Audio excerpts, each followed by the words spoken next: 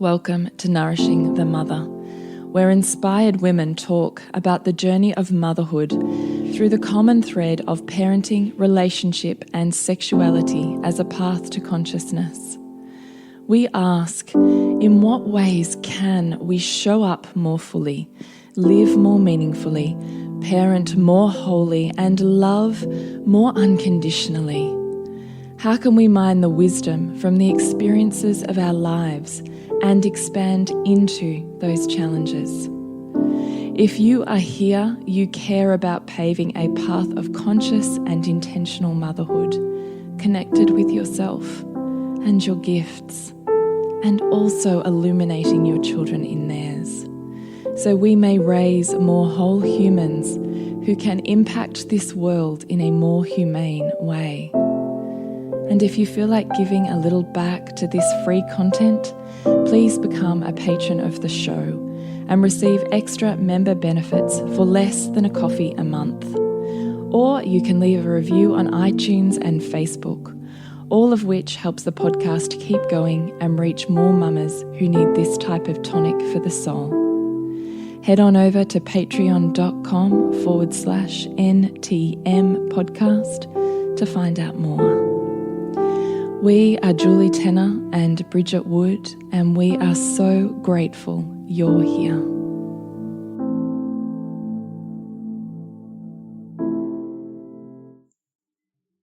Hello and welcome to Nourishing the Mother. I'm Bridget Wood. And I'm Julie Tenner, and today's podcast is the best gift you can give your child. Ooh. Intriguing. We plan to really talk about witnessing their innate genius, values, and where it can get tricky and sticky when we start projecting our own values onto them. So it's a pretty cool conversation that we're excited to have with you. So before we do that, I would love to remind you to jump onto nourishingthemother.com.au and sign up to join our tribe, where once every so often we do shoot you out an email and you just drop in your email address and you have full access to whatever it is that we let you know about is happening in the world, and you can click away and decide what you would love to dive a little deeper into. So please join up at nourishingthemother.com.au.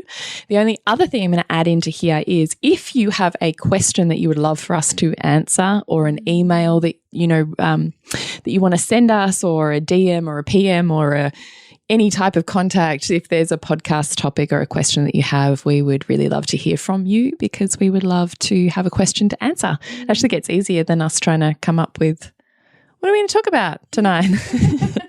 And those inevitable tangents. I know, like last week. So by all means, if you've got a burning question or you're experiencing some challenge with parenting at the moment, then, or, motherhood in general, then please, by all means, shoot us a message and we will do our best to answer you. We shall. So, the best gift ever. Tell us why you think it's the best gift ever. Sorry, I'm laughing because there's a My Little Pony episode called The Best Gift Ever, and we ended up often watching it on repeat.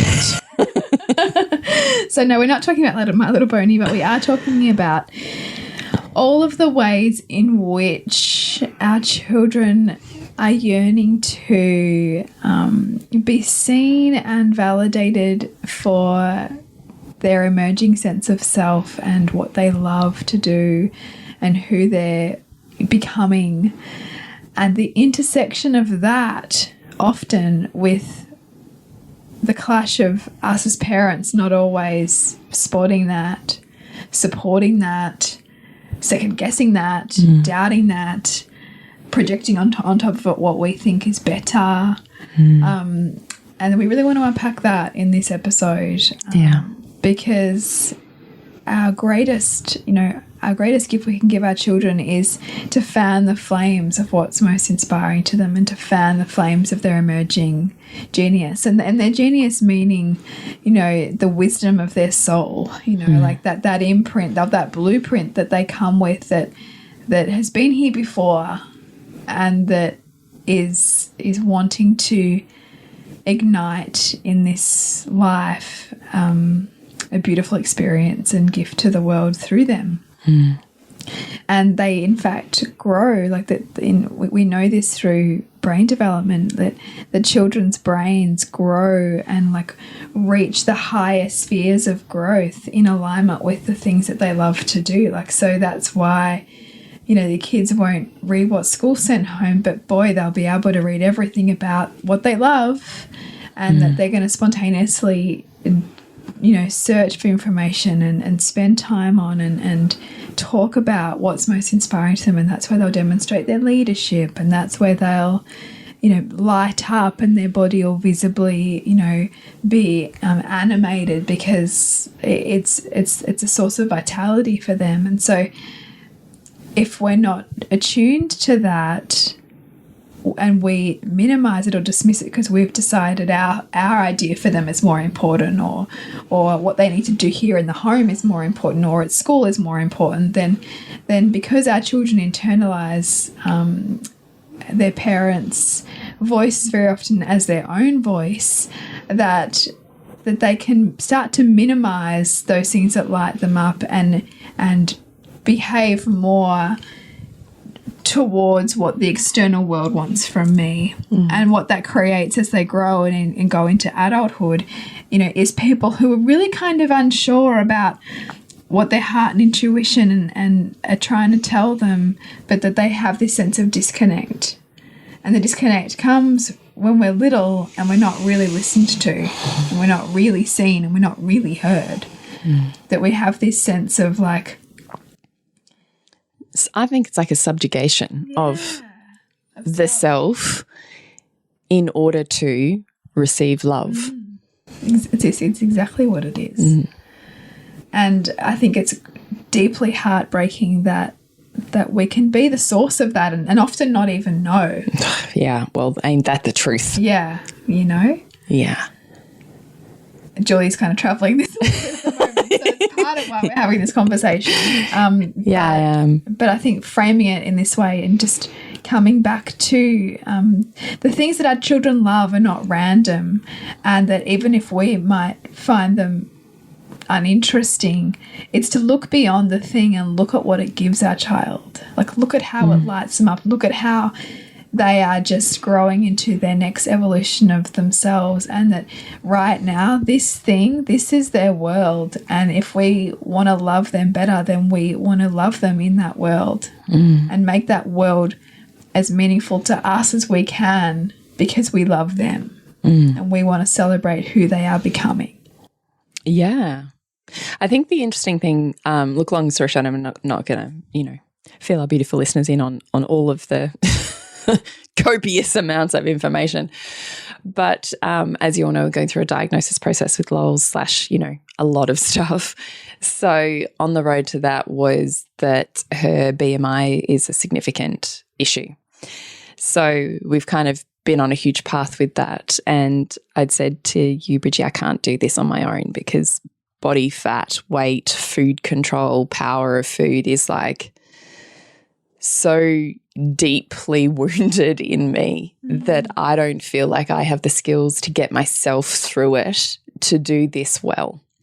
And so you'd sent me a couple of recommendations for DeMartini facilitators, and I chose one and had been working with her over, you know, the course of 3 weeks with Lola.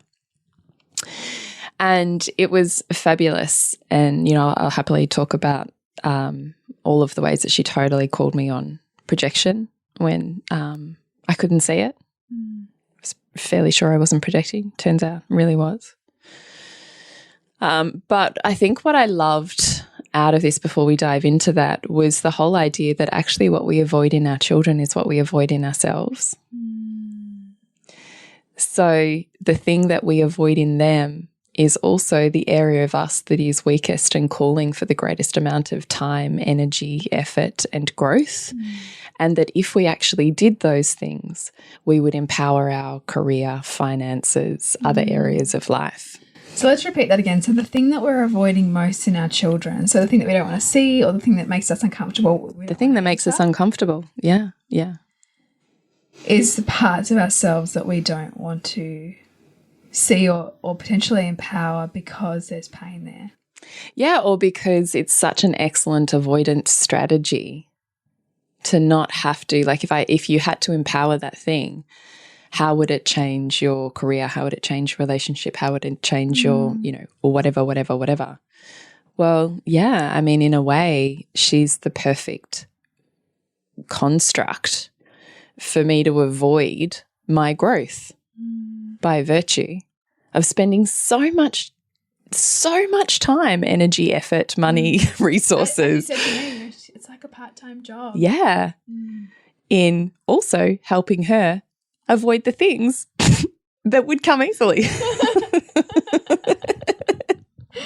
Like, I'm laughing about it, but it's also deeply painful. Yeah. Yeah. Because it's dead set true. If I really invested the same amount of time that I have in trying to build what I perceive to be weak in her, or weak as opposed to her peers, or what I perceive you need to be successful in this lifetime, which isn't even a truth, it's totally another projection, then I've totally lost my train of thought as I went off on another deviated pathway then.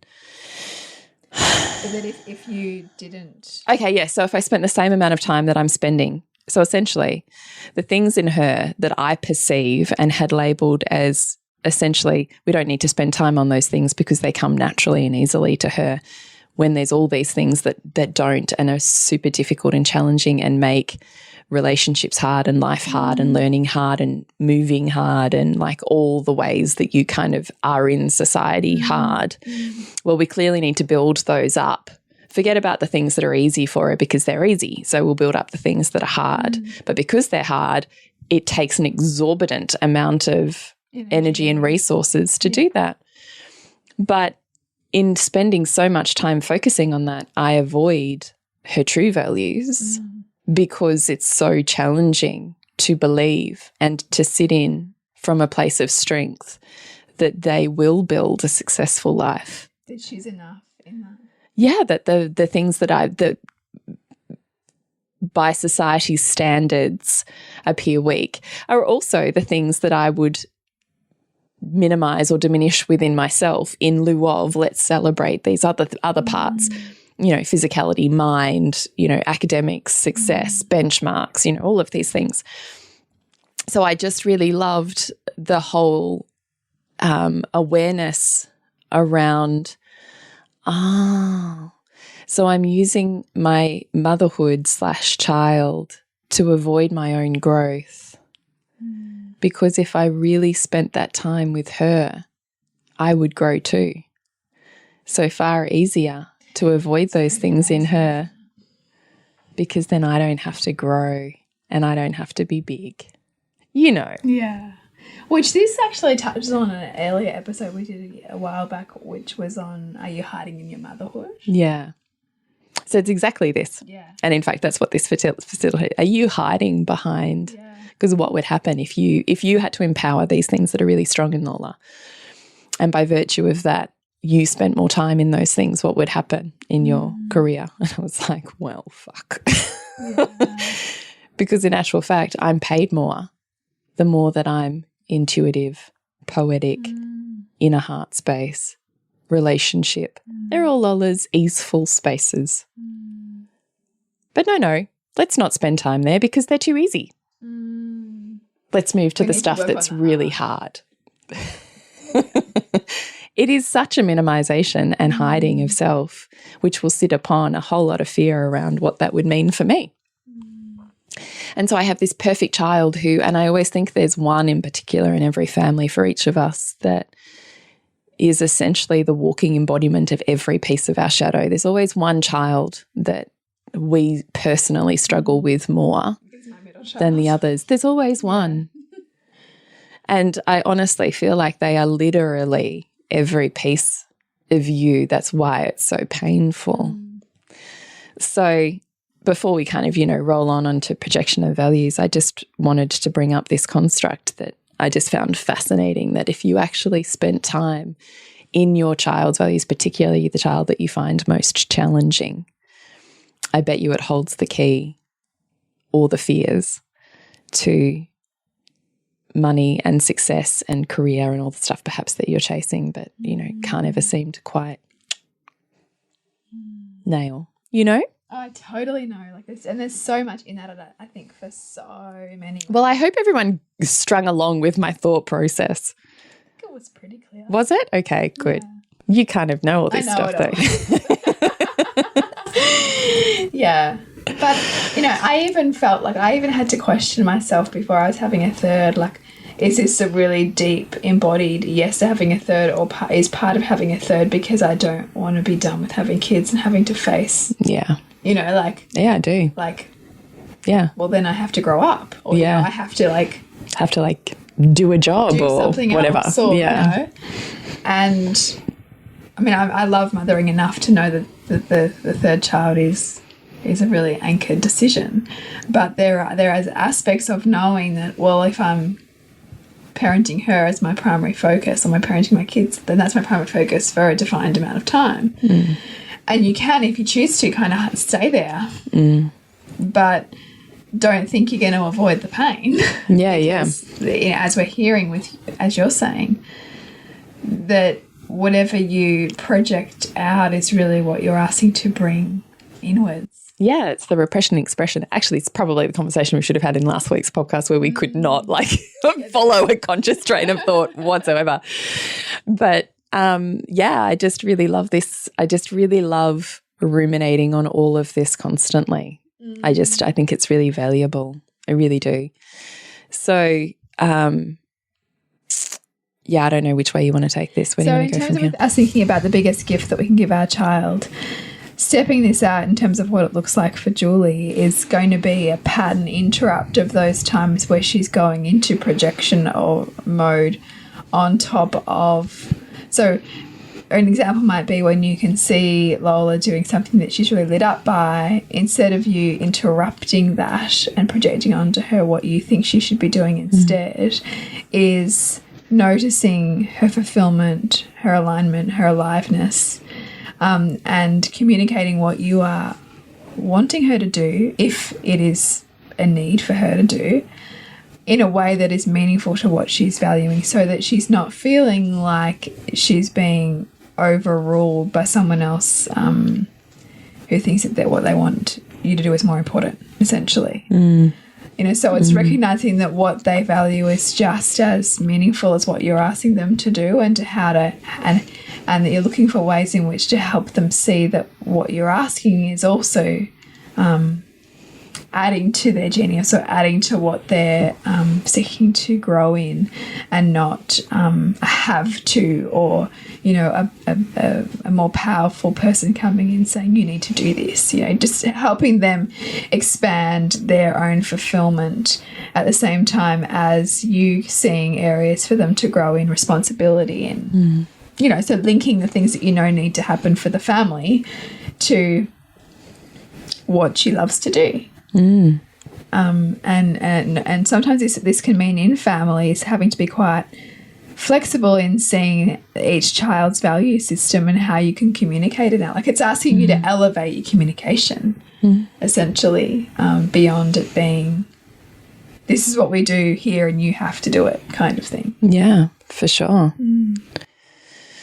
Yeah, for sure. And I think it's often building a trust that what is innate and easeful in your child is purposeful, rather than focusing on what is challenging and difficult, which I think often we're in a society that, particularly in primary school, probably high school too, that wants to focus on what the weaknesses are, so that we can develop them. And there's a certain level at which I think there's scaffolding and structure that's helpful. And there's a certain point at which you go, is it really though? Like, would we not be better off spending time? I have a big, strong opinion about this. Yeah. Well, because I think that, you know, we introduce things like reading recovery and stuff like that far too young, and we're labelling kids with, you know, perhaps reading difficulties at times where they may just personally be not ready to grasp reading yet at 5 or 6 or sometimes even 7, you know, for them for them to be already being funneled into additional work at that age, and the potential lowering of self-worth that can come with that for both the parent projecting that onto the child and the child inherently feeling like something's wrong, I think can be really detrimental and be taking them away from really sitting in an expansive place in their own values and having that reflected back to them, you know, that's really meaningful to them. I don't know, I have a really strong sense that when we put the right things around our kids, or we look for where the learning is that's happening and how to steer that to still get into the learning, you know, some of the academics, it's the whole person that we're trying to develop here that knows that when they put their mind to something that they can do it, that when they're inspired by something they know how to get all the information to fulfill that inspiration. I mean, like, these are those skills that you can't train for. Like, you know, employers of the future want people that think a certain way and that are creative and that have the belief that they can make a difference. And those people are children who were trusted, you know, to allow that within themselves and to were, you know, given opportunity to expand into their interests, wherever their interests might lead, without those interests having to be validated in some way. And so, I'm concerned at all of these things that we want to label as wrong and what they crowd out of a child's life that could have been spent amplifying what's innate in that child, you know, what's calling to be expressed. Yeah, I mean, that's what I'm talking about, is what would that flow of resources look like and how different would that child's life be if they spent that amount of time that they're spending in something that's an uphill battle into something that, you know, sends them scooting off the boat ramp and launching off with wings. Like, I just wonder, that's what I'm working on now. Have we got it all upside down? Yeah. I mean, look, there's a certain level of stuff that, as you were saying, you have to know how to do a certain level of stuff so that you can resource yourself to be able to fuel those things that are deeply meaningful for you. So there's a certain level of academics or education that is totally on the way to whatever the thing is, and that's kind of a stock standard. Your baseline. Yeah, yeah. But for instance, with Lola, and particularly if I just bring it back to forget education and I just bring it back to myself as a parent, we spent an extraordinary amount of time working with her physicality and working with diet and metabolism and you know, resilience structures and, you know, all the things. What would it look like to pour at least half of those resources? Because I still think the things that are weak you still need to develop to become a whole soul, because you can't be a lopsided soul or you'll become dependent on that outside of you. And I do want my children to be whole within themselves and invite another whole, though equally opposite universe, as opposed to being dependent on someone outside of you. Yeah. So there is certain level, like we were talking about with education, that you do need to spend time raising what is weak within them, but not at the expense of raising what is strong. So what would it look like for me? This is the questions I'm asking myself at the moment. What would it look like for me to funnel the amount of time, energy and resources that we do as a family into what is hard for her, into what is innate and genius in her? What would that look like? What would that do for me by virtue of bathing in her values with her? Well, so it turns out that she's my shadow, so her values are my values. Ha! It's a universal joke, isn't it? So, you know, what would that do? So me avoiding her is really me avoiding me. Wow. Like, it's pretty fantastic, isn't it? And, you know, there's so much. Yeah, it's pretty amazing. And there's so much that we pulled apart in here, but I could completely see that I was projecting on, you know, poor Lola, who can't play, who can't even, you know, walk across one of those sort of toddlery rainbow sort of, you know, things on the ground, let alone be on a playground. Like, she can't play on a playground. So if she has a group of friends who want to play on the playground, she just can't play. So she stands on the ground and kind of just watches everyone else play. Like, it breaks my fucking heart. Like, I'm like, talk about, you know. Whipping your heart out. Oh, that literally rips my heart out. So there's no surrender. I'm like ripped open in those moments. But because I'm values projecting, it rips me open because I'm projecting my human hurt onto it. Yeah, and not because it's... And thinking it should be some other way. Yeah, not because it's a soul, like, opening, but because I'm totally lost in the mirror of those reflective wounds internally, and I project onto her, that must be really hard. We have to fix that.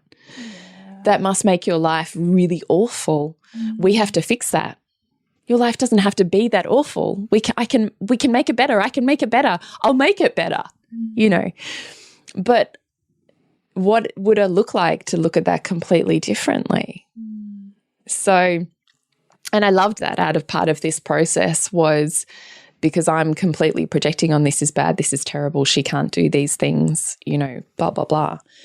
And one of the processes was we talked about a study that was done on monkeys, and it was looking at brain chemistry and wiring and parts of the brain that lit up. And the monkey who ate the banana, its brain lit up in a particular way, but the monkey who was watching the other monkey eat the banana, its brain lit up in exactly the same way as if it was eating the banana. So anytime we're in observation, our brain knows no different to if we were doing it. That's why, you know, nightmares feel so real. Yeah. It's why imagination and the law of attraction works so well, because our brain recognizes no difference. So the fact that she's standing here, because we talked about, you know, went through a whole process of benefits around her being the observer, because I'm only seeing it as drawbacks, so you got to do the benefits. She's witnessing all human interaction. She's absorbing and being privy to all of the interplays of humanity. She's a deep observer when it comes to relationship structures.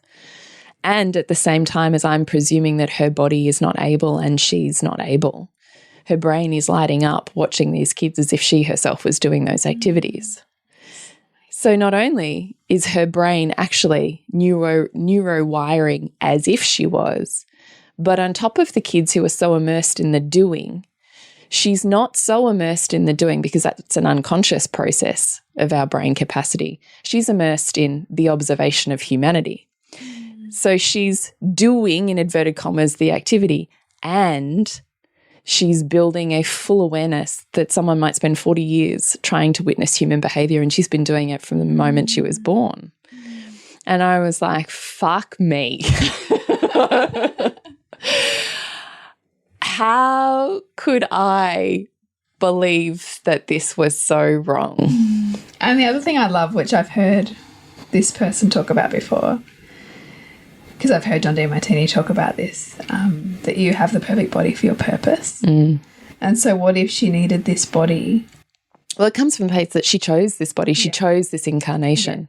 That the vessel you have chosen to incarnate as and within this lifetime is perfect for you and your mission. But, you know, if she had like this able body where she could do all the things the other kids would do, what would she miss that would not? Exactly. Exactly. Whereas if her purpose is all about deeply understanding relationships, and she has to be put in a body that allows her to be the observer. Right. It couldn't be any other way. Right. Exactly. And she's in a body that by virtue of that, and she gravitates towards adults who she can have extraordinary conversations with. So I'm here judging my poor child is like, has no friends, can't, you know, make friends, is struggling socially. And essentially this facilitator was saying, okay, hang on a minute, you're judging the form, because her ability to connect, her ability to build strong relationships is completely present. It's just in a different form. And of course, she wants to have conversations with adults who are actually stimulating her brain in the way that she's designed to have it stimulated for her purpose, because that's where she's at. What would be the drawback to her having to have conversations only with kids who are mentally age 6? And I was like, yeah, fuck, because she's like 70 in her brain. in a 6-year-old's body. She's literally like this hobbling 70-year-old in like, it's like she walks around the whole time going like, what the fuck? You know, like Nick and I joke all the time. We're like, it's just like so funny. Yeah, really. Yeah. So she is by far, like I talk about my, 2-year-old being insightful, but my 6-year-old like writes poetry. The stuff that comes out of her mouth is like, she is so channeled into divinity that I think that comes by virtue of having a body that has no structure. She literally, it's like she's just all fluid. It's all energy. Yeah, because there's no structure. There's no containment. No, she's so hypotonic, so no ability to create tension in her muscles, that there's no restriction of energy. It only flows. That's amazing. Like, it's kind of crazy when you think about it. So I've kind of gone through this whole process of going, God, all this stuff that I judged is totally my own values projection based on my own voids. It's actually not necessarily got anything to do with Lola whatsoever. And yet I'm spending all of this time, energy, and money trying to make her a better version of me. Really, at the end of the day. But isn't that the truth of a lot of unconscious parenting, right? Like, well, yeah, except boom, here it is. Yeah. But I think that this is what I said this before. I think we also need to be willing to be humbled by our own unconsciousness. Because for all of our desires to be conscious, we are still going to run smack bang into our own unconsciousness, because that is also where we're being called to grow.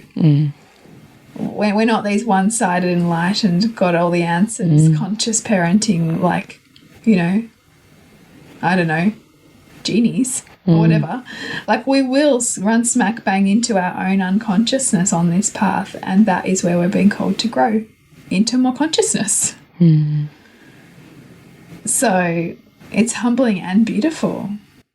Yeah. So I kind of hope you get something out of this, in that I love just the whole concept of the mirror, that what we're hiding from developing in our children is what actually holds the key to. Like I need to write that down and put that somewhere that I look at daily.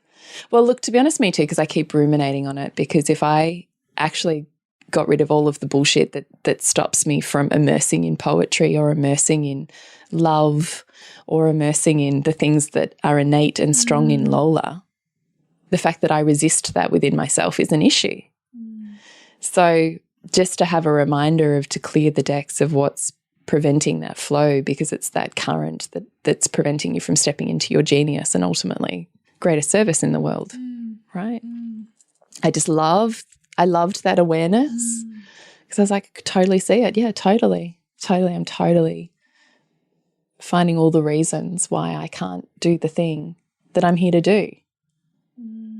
Ain't that the truth? Like, we all Well, we all do that, right? Yeah, that's what I'm saying. Ultimately, we're scared of failing, right? Or being rejected, or actually just doing it, or doing it and having the success on the other side. Yeah, like how scary is even success? Because also success can represent complete transformation of all of the attachments we currently have. Yeah, and that's really scary. Yeah.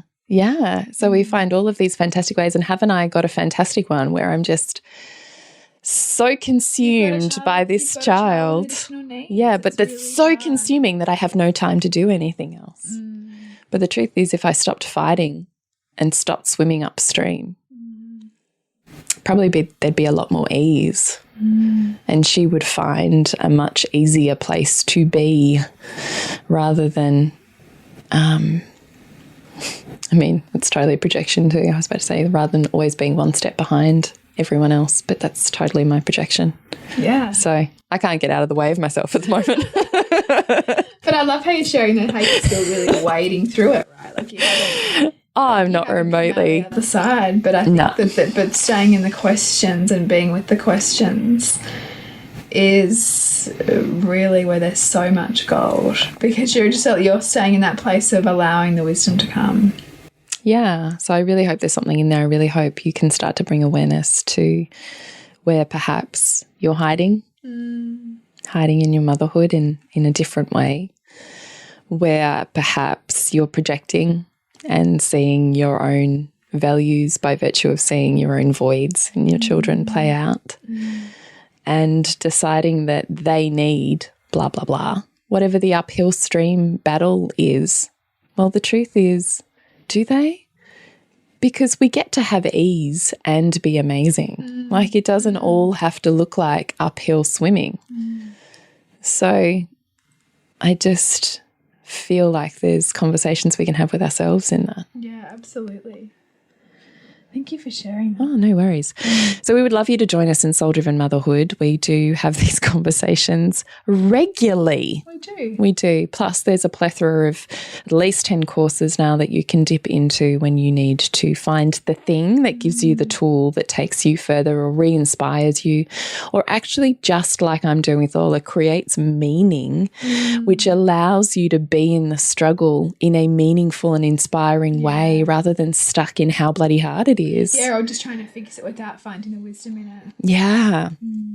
So $39 a month, it's like a ridiculous bargain for the amount of content and time and conscious parenting. Just, as I said to you earlier, I wish I'd had it when my eldest was little, because there was just nothing like this. You could go to an occasional seminar or read a book and that was about it. There's no way to immerse. There's no way to immerse. There was no way to build it. You had to find the person who knew the person who, you know, maybe randomly, you know, blah, blah, blah. This is like the wisdom of women who have 3 and 4 children who have gone through an entire process saying, here it is. Like, if this is your path too, it's all here. Just do what we never had the opportunity to do. So, you know, that's really, we want that space to be super nourishing and super essential just to you functioning at your best in motherhood.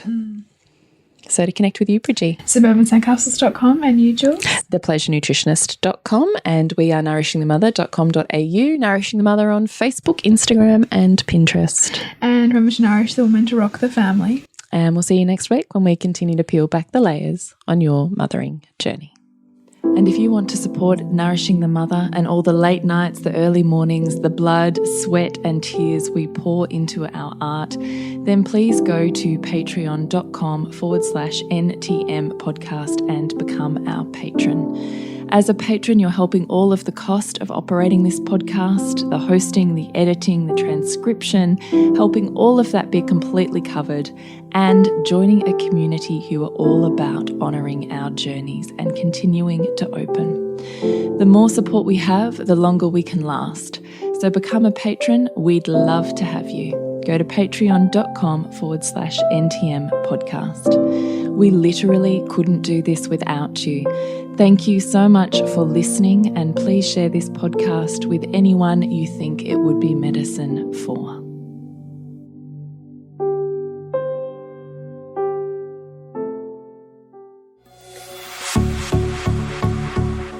This has been a production of TheWellnessCouch.com. Check us out on Facebook and join in the conversation on Facebook.com/TheWellnessCouch. Subscribe to each show on iTunes and check us out on Twitter.